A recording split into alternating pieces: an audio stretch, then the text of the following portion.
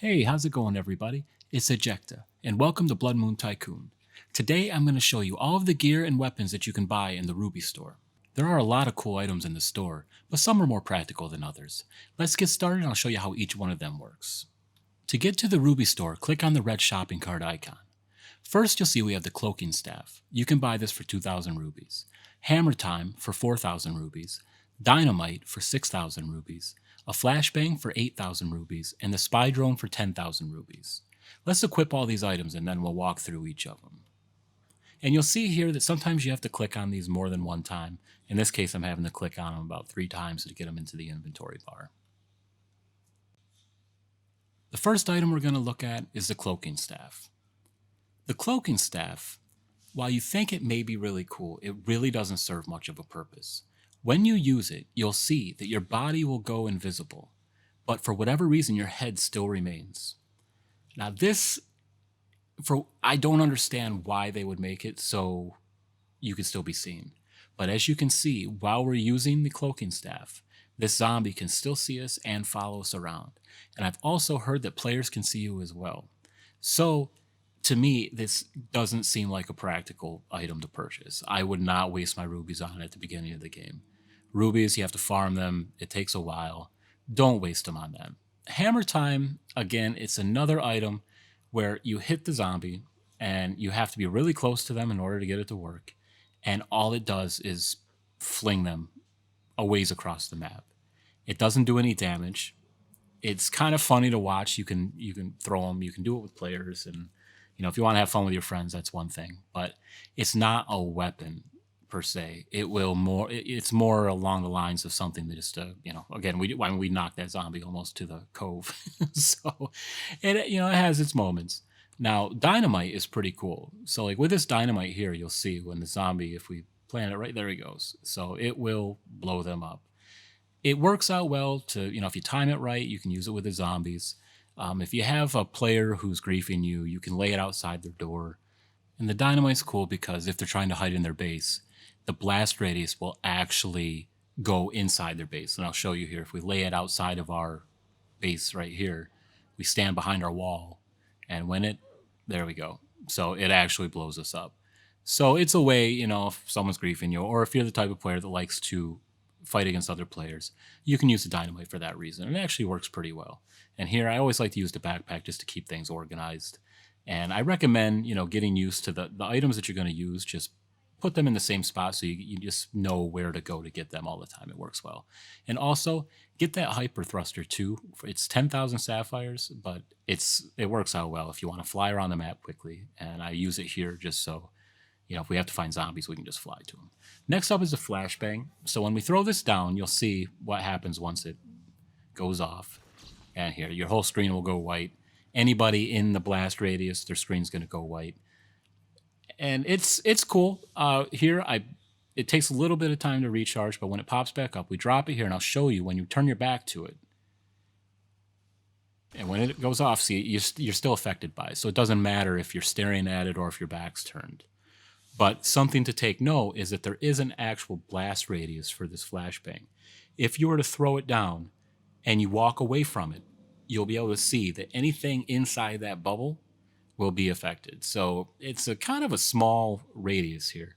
Let's try to get one on this zombie and see if they're affected by the flashbang at all. I don't believe they are, so we will find out. And hopefully I didn't throw it too far, but nope. So he was in there, and he still sees us, and he's following us. So it isn't practical for the zombies. PvP would be really cool, but unfortunately, it takes a little while for it to go off, and most of the players are going to be out of the way in time, and it's not even going to affect them. The last of the gear items is the spy drone. The spy drone is very fun. I played around with this once I finally unlocked it quite a while ago. It doesn't really do anything other than allow you to spy on other players and fly around the map. It gives you something to do when you're waiting for cash. In the beginning stages of the game, you spend a lot of time waiting or farming zombies. You can only farm so many zombies before that starts to get old. So this is kind of a way to break up the monotony. It took a while to get it because it does cost 10,000 rubies, but it was a lot of fun to play around with. You can fly these through owner doors, and that's what makes this really special. So we'll go over here to this blue base, and I will show you how you can just zip right into their base, and you can spy on the people. And there we have a guy standing right there. So we can sneak right in here, and you can't harm it. They can't shoot it and blow it up. It can be a nuisance because if you get too low on the player, the propeller will hit them and shoot them into the air and kind of launch them in through their base.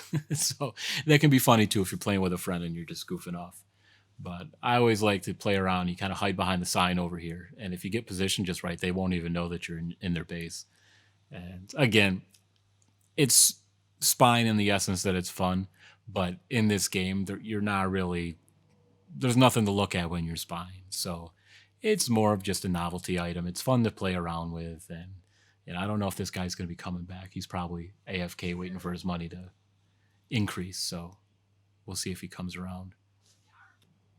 Yeah, I don't know if he's going to be coming back. So I'm on the PC right now, so the controls are a little different. With the spy drone, it doesn't really work like a vehicle, or like one of the helicopters. What you'll have to do is hit Q to go down, E to go up. The mouse pointer will be the center of the camera on the drone, so your turning is controlled by where your mouse is pointing. So it gets a little tricky to use at first. Once you get the hang of it, it's not too bad. But as you can see, you can go all the way up through their levels. You can check out their whole base. You can see where they've, how far along they've come. But by the time that you are ready to be able to purchase this, you already know all the ins and outs of the base building, so you're not really learning anything new. You can fly these up to the sky islands also. This is pretty cool. I don't really think there's any kind of height restriction on how high these can go. So I know a lot of people like to hide up on their sky islands, and this is a way to you can go up there and check them out, and if you find them up there, you can let them know that, you can get up there too. It could be pretty neat. I've never actually tried to fly one of these up to my space station before, so I'm kind of curious to know if we can get up there. I have a feeling we're going to be able to. So while we're here, let's try it out. So we will fly over here, and it looks like it's going to let us get all the way over there without any problems. I'm not running it into any kind of invisible ceiling. So we are up there. And also, just so you know, when you use your drone, you want to make sure you start out in a safe place because you're going to be vulnerable to anybody that can shoot. So hide yourself in a corner or something out of the way. And here you can see we're all the way up to my space station. If you're interested in the space station, I have a video on my channel where I take you through all the different armors and weapons and pets that you can unlock up here. And also the UFO, which is really cool. That's more endgame. As of now, 100 rebirths is really all you need to unlock everything in the game. When you're done with the spy drone, all you have to do is unequip it, and you'll end up right back where you were when you deployed it. So again, it's very important that you get into a spot that's safe and nobody can shoot you while you're using it. Now let's check out the weapons in the Ruby store. The weapons in the Ruby store, some of them are good, some of them aren't that good. First, we have the Assassin Pistol for 1,000 rupees. Then we have the Spaz 12 for 2,000 rupees. We have the Ray Gun for 5,000 rupees, the Law for 7,500 rupees, and the Decimator for 10,000 rupees. Before we get all of these weapons, let's open up the backpack and move up these old items. Again, I think it's really important to stay organized when you're playing this game. That way you always know where to go to get the weapon you want, or whatever item you may be using. So we're going to put these in our inventory, and then we will go out and check them out. First up, we're going to check out the Assassin Pistol. The Assassin Pistol is the first thing that I recommend you buy with your rubies. It's a really good gun. We're in the middle of a red Blood Moon, so it's going to be a little different than if you're playing the game normally. So the red Blood Moon zombies are a little bit stronger. They take more shots. So let's see here if we can find one, and I will show you.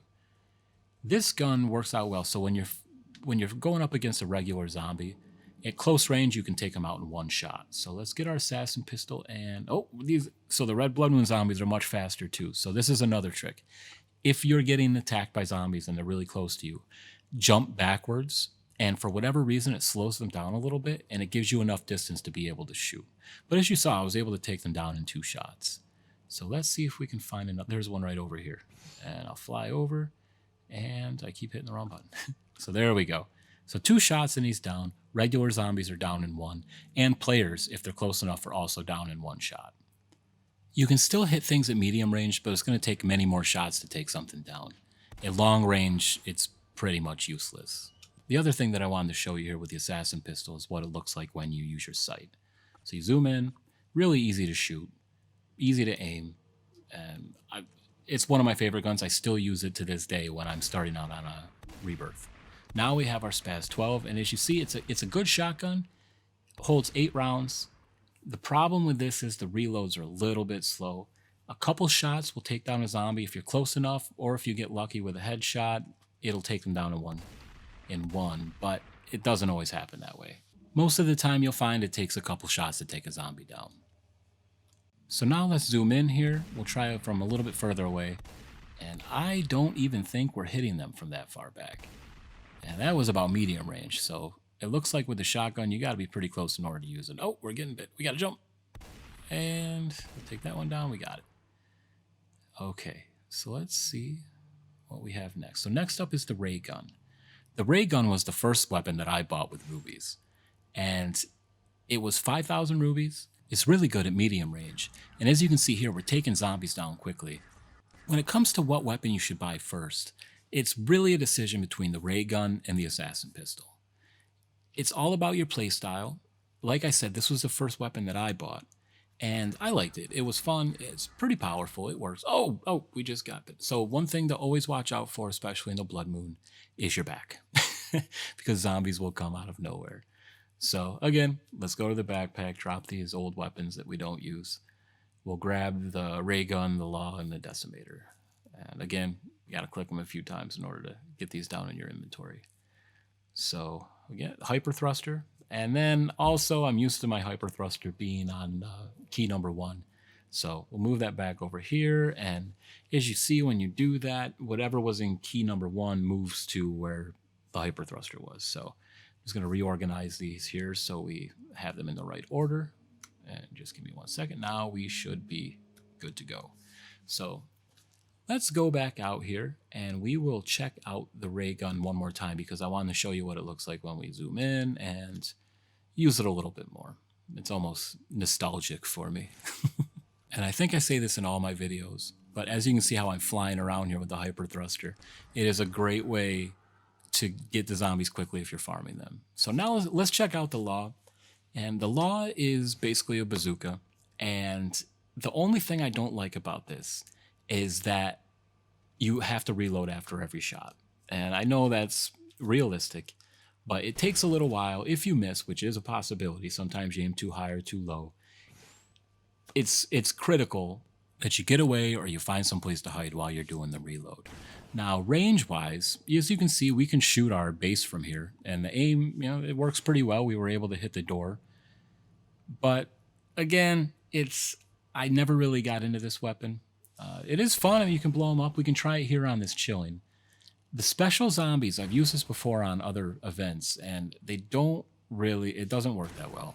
So as you can see, we're chipping away a little bit of the health, but it's for the amount of time you're spending reloading, you can take those down much faster with the ray gun or the assassin pistol, one or the other. So, but on zombies, it works great. On players, it works pretty well too. If you have somebody griefing you, you can use the law from up on top of your base. Now the decimator, this is an interesting sniper rifle. It's very strong, but it's very inconvenient because you only have 1 shot in the clip. You have to reload after every shot, and the accuracy is not always on point. So you will shoot, and as you saw, unless I moved off to the side there, we didn't even graze the zombies. So I've shot players before, and so if someone was griefing me and I shot at them, and I swear it's like you shoot and they're aimed right in the center of the crosshair and it does no damage at all. Other times you hit them, it works great. So let's see, let's try it on this chilling here. And so that's not too bad. 1 shot dropped about 75% of his health. 2nd shot takes him down. So, but again, that one must have died because he got scared. So it is a good weapon, but the sniper rifles up on top of the roof, I think, are a little bit better because you get a faster reload time. They have a little bit more some more bullets in the clip, and they just seem a little more practical than this. And for 10,000 rubies, I was a little disappointed when I bought this. So that is everything. Those are all of the weapons. So now you've seen the gear, you've seen the weapons. There isn't really much else to show in the Ruby store. So I hope this video was useful for you. If you've been curious about any of the weapons in here, now you've gotten to see them. So thank you for watching. If you could, leave a like, hit the subscribe button, and you won't miss out on any exciting content coming your way. I guess all that's left to say is thank you for watching, and have a great day.